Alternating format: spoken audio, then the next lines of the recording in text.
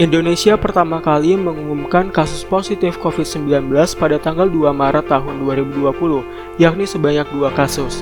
COVID-19 merupakan penyakit yang disebabkan oleh Severe Acute Respiratory Syndrome Coronavirus 2 atau SARS-CoV-2. Penyakit tersebut terus menyebar secara cepat di berbagai wilayah Indonesia. Hingga tanggal 12 Agustus tahun 2021, jumlah terkonfirmasi positif COVID-19 mencapai angka lebih dari 3,8 juta jiwa. Jumlah tersebut menjadikan Indonesia sebagai negara dengan kasus terkonfirmasi positif COVID-19 terbanyak keempat di Asia dan ke-14 di dunia. Penyebaran SARS-CoV-2 terjadi secara cepat antara manusia dengan manusia lainnya dan menjadi sumber transmisi yang utama.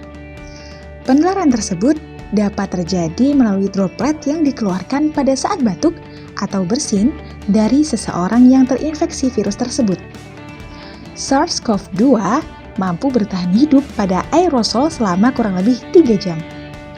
Oleh karena itu, masyarakat diharuskan menerapkan protokol kesehatan dengan baik guna mencegah penularan COVID-19.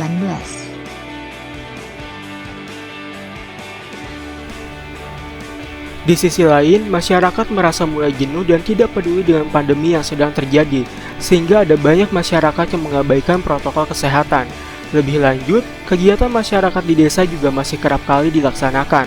Sementara itu, jumlah terkonfirmasi positif COVID-19 dan jumlah kematian penderita COVID-19 terus meningkat. Tidak hanya itu, COVID-19 juga semakin mengganas di mana terdapat beberapa varian baru seperti B117 asal Inggris, B1351 asal Afrika Selatan, dan B1617 yang merupakan varian mutasi ganda dari India. Oleh karena itu, diperlukan suatu upaya untuk mendukung penerapan protokol kesehatan di lingkungan masyarakat guna mencegah penularan COVID-19.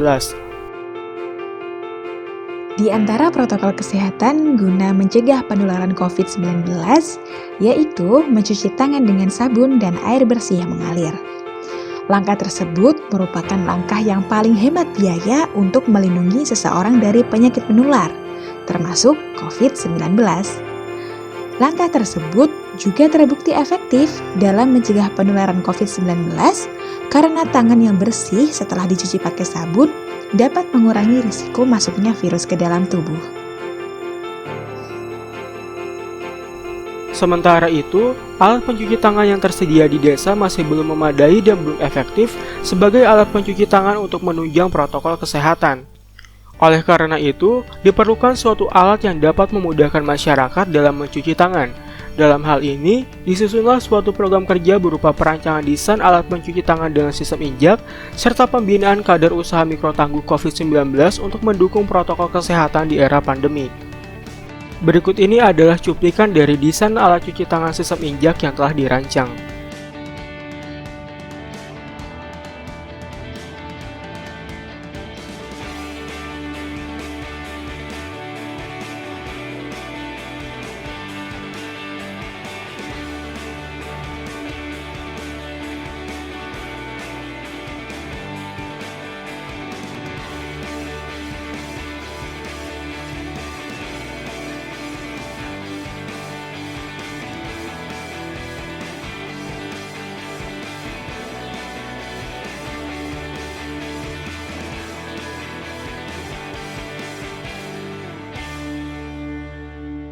Secara umum, desain yang telah dirancang terdiri dari galon, sistem injak sabun, sistem injak keran air, kerangka kayu, wadah air, pipa paralon, kawat, dan pedal injak.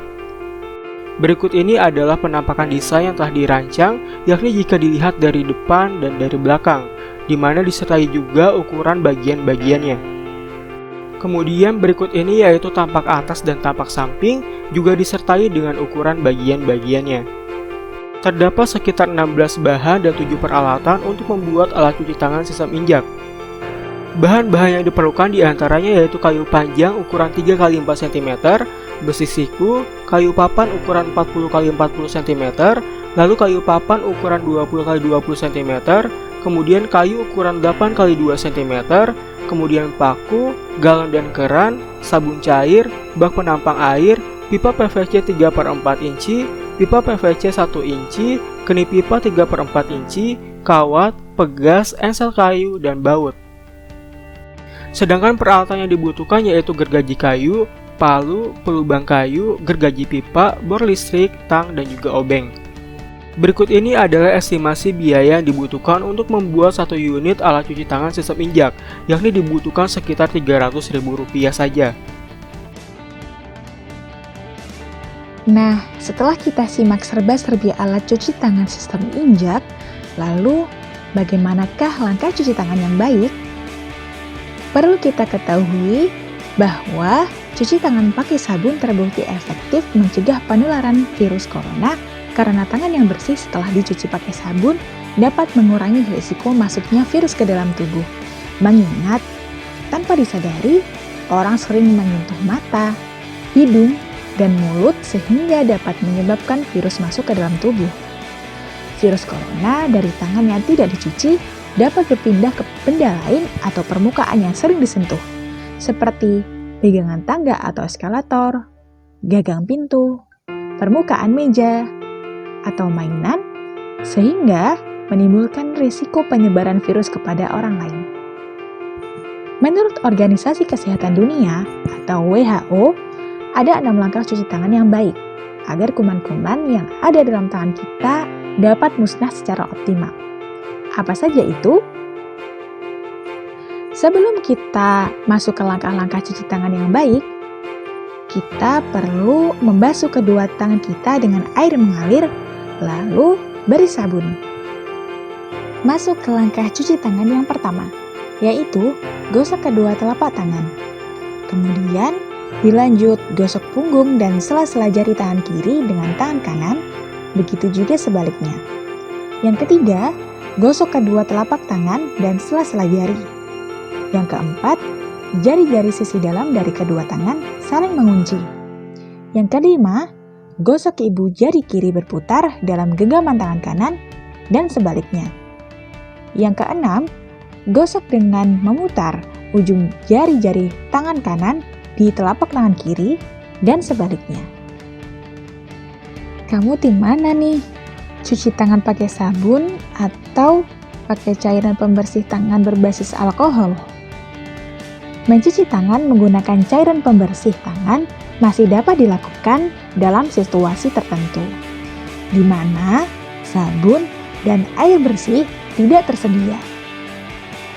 Agar hasilnya efektif, cairan pembersih tangan yang digunakan hendaknya mengandung alkohol dengan kadar minimal 60%.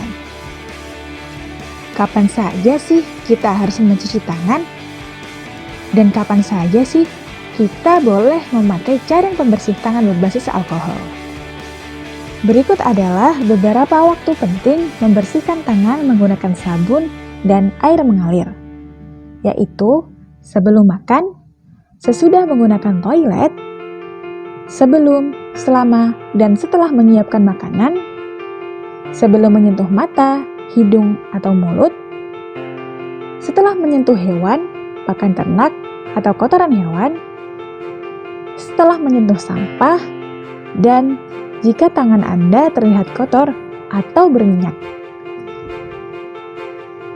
Dan berikut adalah beberapa waktu penting membersihkan tangan menggunakan cairan pembersih tangan berbasis alkohol, yaitu sebelum masuk dan setelah keluar dari fasilitas umum, termasuk kantor, pasar, stasiun, dan lain-lain.